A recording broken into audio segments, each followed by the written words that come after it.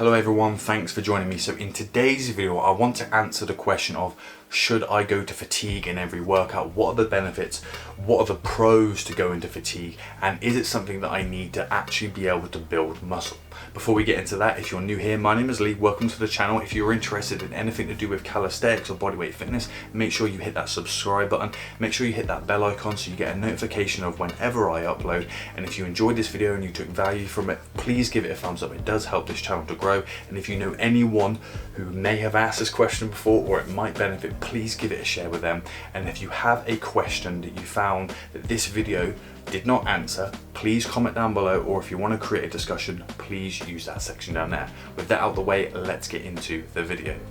So this question of should I go to fatigue every workout, or when I say to people leave a couple reps in the tank, you don't need to go to fatigue, some people are quite confused in this. We're definitely in this sort of fitness culture where unless you smash your body to bits and every single workout or every single set is a real struggle, unless you do that, you're not going to grow. It's something that I feel everyone seems to just taken that on and feel like that is the only way to train. That is how you should do it. If you're not going to fatigue, you're not working hard enough. You know, you're not being a real man by really pushing it and going to the edge. If you don't do that, you're not going to build as much muscle, you're not going to get as strong, or you're not going to burn as much fat.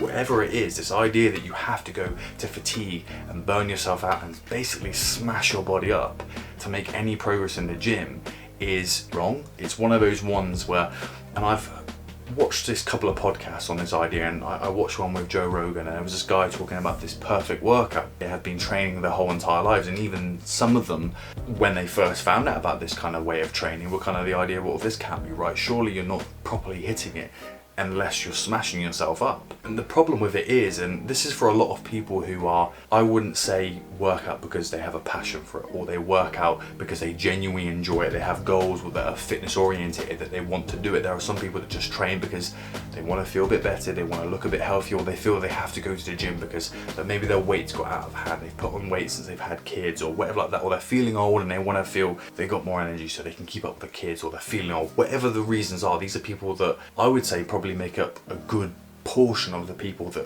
are, you know, join up to a gym or look up how to get fit. Is they don't really know, or they're not really that fussed, they just want to look and feel better, and that's fair enough. And by having that mentality of having to smash yourself every single workout, it's not fun. And for a lot of people, the idea of putting themselves in that pain, in that discomfort, that feeling of whether you feel like crap, you feel tired, you feel ill, you might feel sick, to be able to want to get your mind to be able to go to that level, to go to that zone, to go to that place in your head, or put your body through that, for a lot of people it puts them off working out. The idea of and I did the insanity workout, and one of those ones where that's definitely one of those workouts, the more you put in, the more you get out. But for a lot of people that I've known that have done that workout, they hate it. They dread doing it again, or they buy it, do it for a bit and they go, nah, I don't really like that. Why? Because it's one of those workouts that quickly puts you in a position where you're uncomfortable, where you feel like crap, where you feel unfit, you feel awful. We've all had workouts where we do a workout and we feel like we feel like we're going to be sick. And it's very common if you do a really, really heavy leg workout. And some of us sort of crazy people enjoy that feeling, but for the majority of people, that feeling would put someone off from working out. And then you got the other idea of people feeling like, okay, I've got to go to fatigue. It's the best way to be able to build muscle. It's not. There are different drivers, and there are a lot of people out there that people will look at when it comes to trying to get information, whether it's the scientific data out there. There are still people out there, and I think it was Brad Schoenfield, a few other people, and he's one of the ones that people know that he knows his stuff. He even still says now that we still don't truly know what really builds muscle. We have data out there, we have studies, we have different things, we have different principles that we know that can build muscle, but we still don't know the real science about how it builds muscle. And there isn't just one way to build muscles. There's different things that are going to drive being able to build muscle, whether it's volume, whether it's intensity, whether it's the idea of mechanical tension, whether it's metabolic stress, and different things like that. We have ideas and we have principles and we have things that we know obviously does work, but we don't always understand why it works. And the idea that you have to go to fatigue Going to fatigue every now and again isn't the worst thing. Sometimes it's good, whether you're going for a PB or to really push yourself, and actually going to fatigue is one way of really driving muscle growth, but it's not the best way, and it's not a long-term way of training, okay?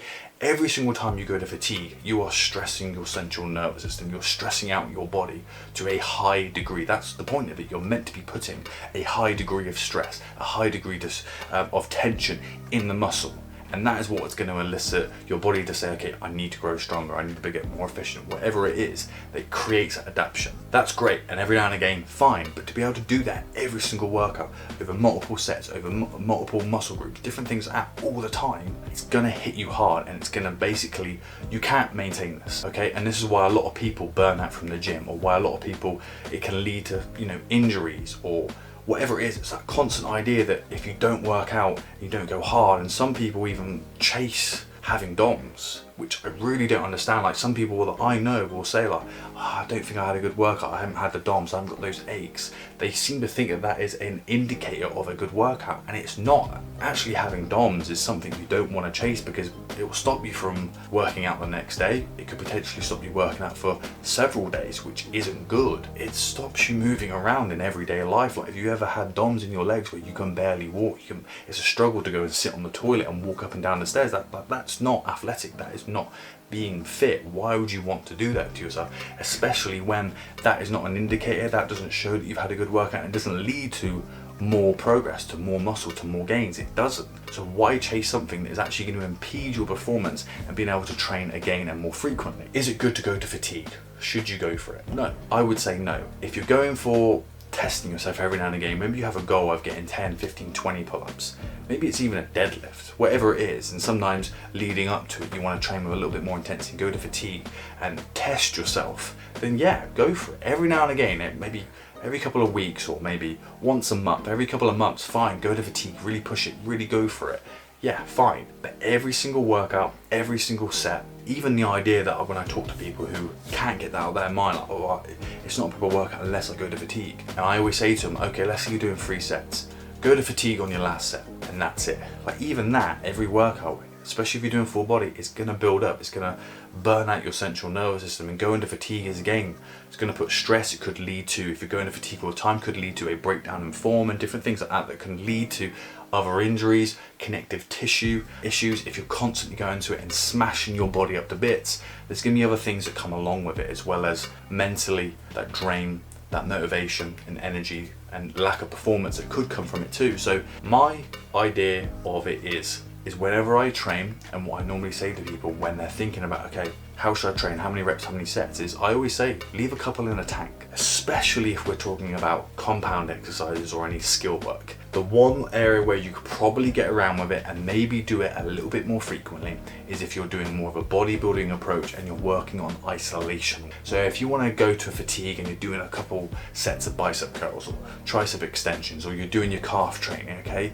doing it on those sort of exercises, you can get away with doing it a bit more often. It's not going to be too bad. The only issue you're going to have is if you go to full fatigue and really burn out your arms. That's then going to impact, especially if you get DOMs in your arms, or they feel weak, or they feel fatigued, that can then impact on your ability to be able to do the bigger compound exercises. So that's going to be something to play around with, but there's going to be a difference on the impact it has on your central nervous system, whether you're doing compound or skill work, or you're going to be doing isolation work, okay? So that's just something I want you guys to think about, is the idea of you don't need to go to fatigue to be able to build muscle. By going to fatigue a lot is going to have different impacts. Other than just building muscle, it's going to have a lot of things of how it's going to impact the rest of your training. And I'm one of those ones that I'm a big believer of, the more you do something, the better you get. By going to fatigue, it's going to limit how frequently you can train, especially that muscle group or that particular move that you want to do. And I'm a big believer that if you can do something at least maybe 3 times a week, or even pushing towards going every single day, you're going to get better at something faster and being more efficient at something. By going to fatigue, it's going to hamper that, it's going to make that more difficult to do. But I understand. We're in that culture where it's like, unless you're going to the max, unless you really hit it on and really burn it out, that set meant nothing. If you have any opinions on that, please comment down below. Let me know what you think about going to fatigue. And it's not like something I'm dead against and just say never do. I'm just saying do it less frequently than what you probably do and what you've been told to do. Okay? Okay guys, so that is it for today's video. If you liked it, give it a thumbs up. If you loved it, consider subscribing. If you have any questions, please comment down below. If you want to create a discussion, if you know someone that this may benefit, please give it a share, and I will see you in the next video.